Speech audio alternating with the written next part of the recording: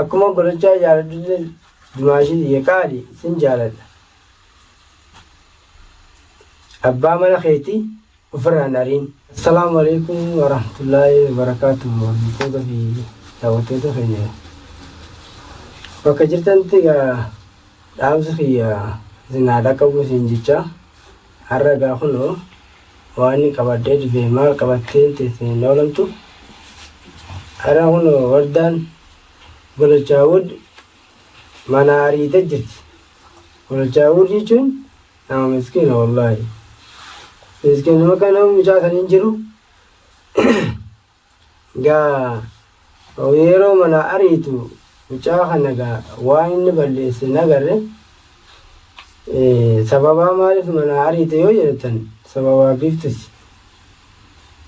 Biiftuun kun waan jaa jirtu kana ni gartanii waan isin jechaa jirtu kana ni gartanii isii ilaalteetu gaa golachaa mana ariite.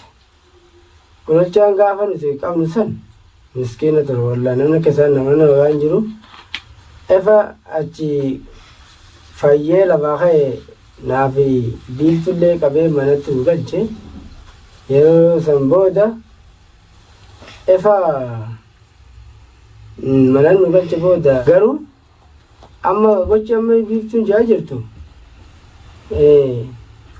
akkaataa amma ishiin garaan qaba jettee dubbattu kana an golachaan waan akkanaa kana hojjeta yee yaadu kuni wardaa teenya amala isaa kana nama beektaa isa kanaaf badaadha meesa waamiyyoo tanaati mana kanarraa baafte yaa wardaa teenya egaa hedduu sitti aaree atillee nama miskiina biiftuu laalte mucaa kana mana baasin ilmaan kanarraa fageessanii siin jaa garuu yeroo hunda sababa ati obsawdu qabdu ammoo amma si harkaa baate wallaahi wardaa ta'e an akka saba tokkotti akka bulummaa tokko sin gorsaa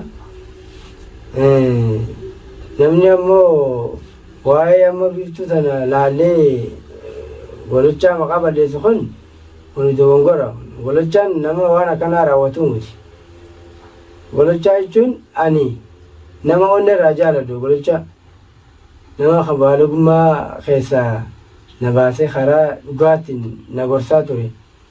Kuni golachaa namni waan akkanaa kan hojjete yaan fudhadhu wallaahi. Maal hojjete? Inni nu yaadu waan akkanaa kana gocha ishiin jettu kana ilmuun garaa qaba. Maaliin garaa qaba jaa jettee maa fiidoo takka laaleetiin bara anna kabachiiftuu. Golachaan yoomi as bira dhaqe ishii tanan isa bira dhaqe waan agarre ifa garaa qabaa isiidhaa tana garaa waan qabdu nama garaa qabu fakkaattu yeroon arge gaafsaniiti. Namni garaa qabu nama amma taa'ee haasoo kana fakkaatti. Namni garaa qabu fuula kanaa wani beeksisanii mamachaa olleedha. Kanaafuu gaa wardaa teenya ansin gorsa. Ijoolleen deeggarsa si bira dhufte wanni faan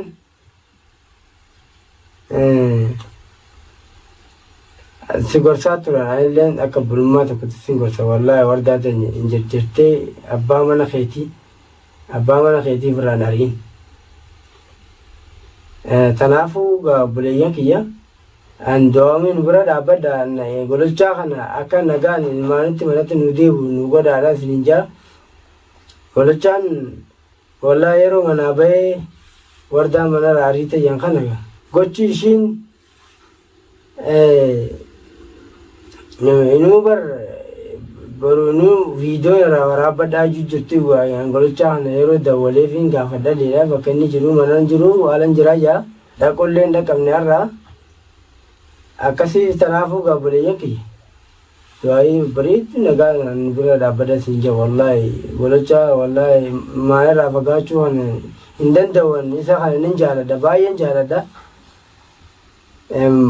Maali hanga waan na godha kana na keessan dhuftu kana baditiyyaaf keessaa na baaseen haraa nagaa kanaan marii haana na gorsee gorsa bareedaa kana na akka jaa'ibaa waa meeqa na wajji mari'atee akkana kana haraa naga akkana kanaan si baasa kun sin baasu naan jee na gorsaa ture.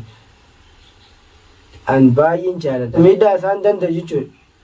Walachaan nama karaa dhugaatiin deemu, karaa seera qabeessa deemu, karaa dhugaa dubbii dhugaa takka gorsa bareedaa nagaa karaa kun akkamti karaa yoo deemtu si baasa karaa kun deemu si baasa karaa hundi jee nama gorsee hojii si uumu jechuudha. Namni nama kana argatteeti ishiin ammoo lafaa kaatee walichaan jaalladha minaamin jettee biiftuun akka tolola ooftu kana. Ani wallahi hin taatu wanni kanaatu walichaa bira dhaabbachuun keenya waan hin oolanne walichaa wallahi onnirraa akka onneeti tana wallahi akka buleessa kiyya kana hojii dhaladheera akkami isa kana isa daraa buleessa kiyya hojii dhaladhe isan jaalladha isan abdadhalleedha nama rakkoo hamtuu meeqa keessaa si baase rakkoo meeqa keessaa si bira dhaabbataa si wajjin agabuu bulaa si wajjin yoo argatte si wajjin nyaataa dhabu si wajjin agabuu bulaa jechuudha. Nama akkanaa kan argattee akkatti olola oofu jetti biiftuni akkuma godhachaa jaaladhu dimaashii xiyya qaali sin jaaladha. Abbaa mana keetii ofirraan ariin amma biiftuun yoo nama fuula bareedu nama waa akka inni jiraa mere kana yoo garte nama gara galu walachaa abbaa mana keetii ofirraan ariini mana keetii deeffadhu siin jaa odanti jiru walachaa miidhamu jechuun akkanatti miidhamneeti. Walachaa wuduun baay'ee nu gammachiisa baay'ee onnee teenyarraa jaalanne jechuudha. Kanaafuu obboleeyyan kiyya hanga viidiyoo biraatti walitti deebinutti nagaan naa tura. Assalaamu alaikum warahmatullahi wabarakaatuh.